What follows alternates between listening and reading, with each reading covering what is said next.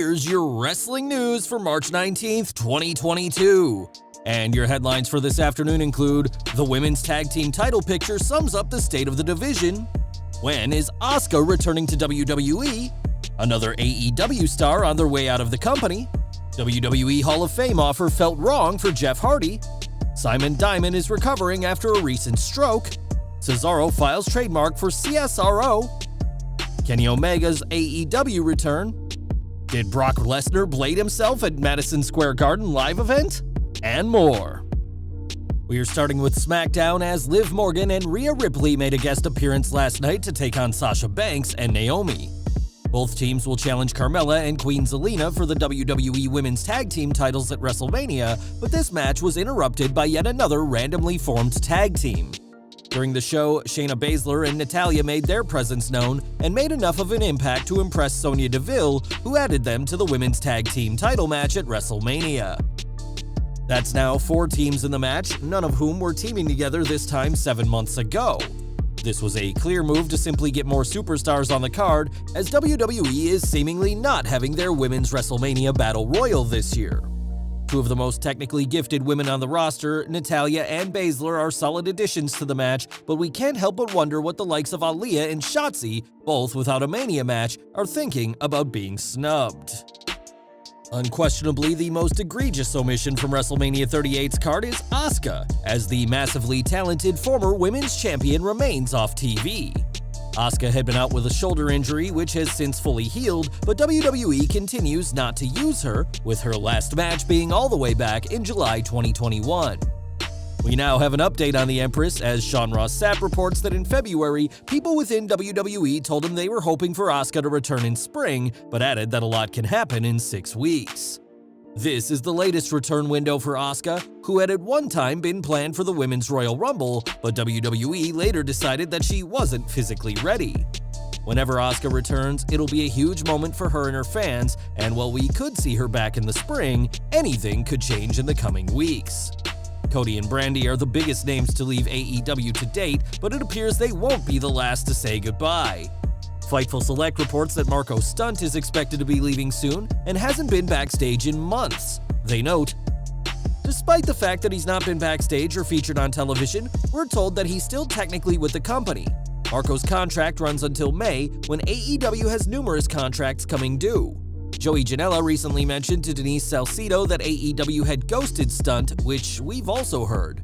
Those that we spoke to stated that Stunt has expressed his willingness to prove himself and remain with the company, but haven't heard a follow-up on that. Stunt's contract hasn't expired yet, as he still has a couple of months left, but it's believed AEW will let his deal expire rather than outright release him from his contract. Marco Stunt isn't the only one that AEW has apparently ghosted, as Janela has recently claimed that the company stopped communicating with him as well. Stunt will likely have a lot of indie dates lined up for him when he's left AEW, but after not being used in months, we'll have to see what's next for the Jurassic Express member. Last December, WWE chose to release Jeff Hardy from his contract after he refused to enter rehab, a decision that the promotion quickly learned to regret. After Jeff's tests for substances came back negative, WWE offered him both a return and a spot in the Hall of Fame, all to keep him away from signing with AEW. With 3 WWE World Championships and a career as one of wrestling's most popular stars, Jeff is certainly deserving to the Hall of Fame, but the charismatic enigma told WWE no. On the Extreme Life of Matt Hardy podcast, Jeff said how the Hall of Famer felt completely wrong and that he was almost offended, believing that WWE was simply handing him something countless wrestlers dream of, and that his induction would be a political ploy not based on his own accolades.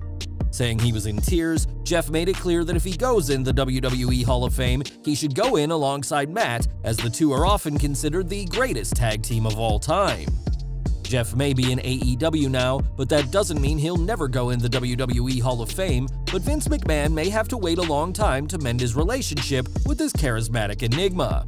We've got some unfortunate news from wrestling veteran Simon Diamond, who is recovering after having a stroke.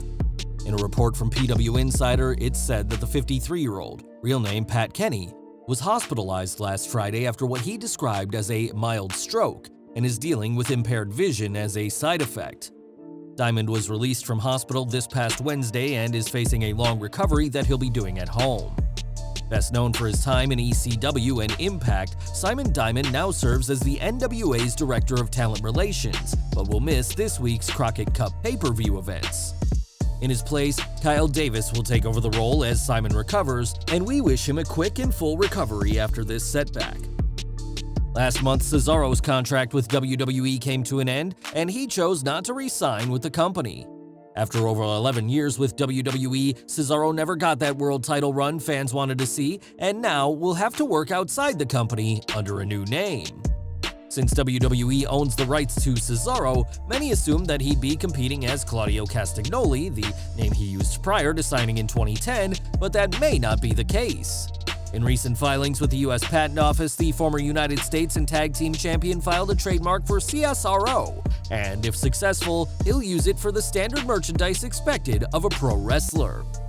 With how close this name is to the WWE-owned Cesaro, it's unclear if the Swiss Cyborg will have his request filing granted, but if so, the Cesaro name will live on, though slightly changed. This week, WWE announced their latest class of signings, with Bianca Corelli becoming the company's latest second-generation superstar. Corella has a solid background in MMA and boxing, and is also the daughter of Santino Marella, who on Twitter reacted to the news by saying he's having a proud daddy moment. Other notable names in the class include Roxy, the former ROH Women's World Champion, and the notorious Mimi, who has done enhancement talent work for AEW in the past, and now they, and the rest of this class, will be looking to do big things now that they're part of WWE's roster. More from AEW as Kenny Omega hasn't wrestled for the company since November's Full Gear, and the former world champion certainly earned his time off. Omega had been piling up several injuries even before AEW was founded, but had refused to take time off until his program with Adam Page came to its conclusion. We now have an update on Omega as the Wrestling Observer newsletter reports that he is currently recovering from arthroscopic knee surgery, which will take approximately 10 weeks to recover from. At the end of March, Omega will have yet another surgery, this one for a sports hernia, and it's reported that he'll need at least 2 months to recover from that.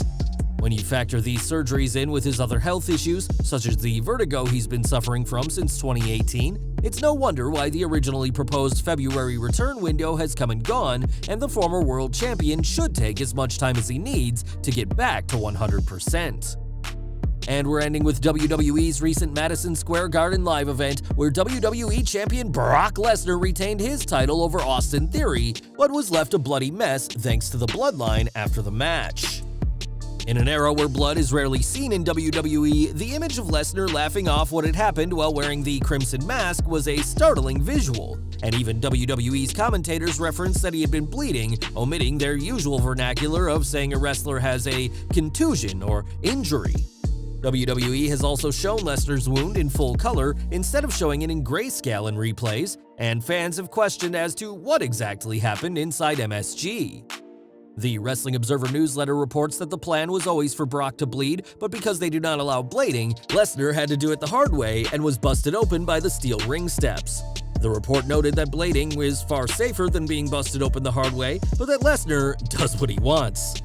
On this occasion, Lesnar wanted to bleed, and Roman Reigns used the steps to bust him open. And with WrestleMania 38 looming, don't be surprised to see some color at next month's event. Well guys, that's our news for today. Please share your comments below. Also hit the like button, subscribe to our channel, and hit the bell icon to receive all notifications. And as always, thanks for watching.